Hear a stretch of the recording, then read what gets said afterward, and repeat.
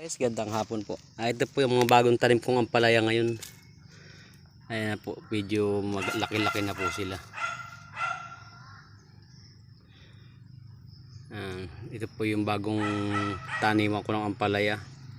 Ito po sa kabila pechay, tapos may labanos din. Ayan po, ampalaya.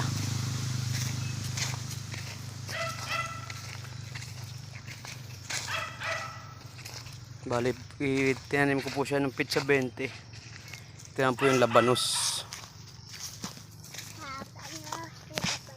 Ayan po yung labanos, oh. Medyo maganda po yung labanos. Buwagag po ang lupa rito, kaya dito labanos muna tinanim ko. Ayan po. Tapos po ngayon ay gumagawa ako ng balag ng ampalaya. Kawayan po ang ginagamit kong pamuste.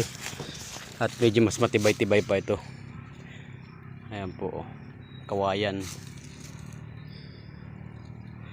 Ngayon po ay last day of the August.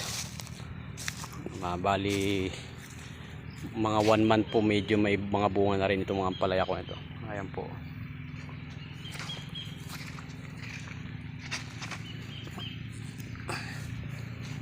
Ayan po siya.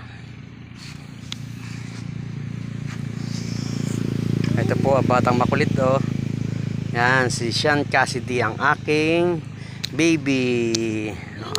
Shout out mga ka-YouTube. Please subscribe and like my channel at saka po sa mga upload ko. Ako po ay beginners palaang. Yan, hindi pa po ako bihasa sa mga pag-upload. Ang alam ko lang po, video ganito lang. Ayan po, nagbabalag po ako ngayon ng ampalaya. Mga kasimpleng buhay. Ito po si Eric Curanyo, ang magsasakang vlogger ng Pinagbigtian, Silangan, Quezon.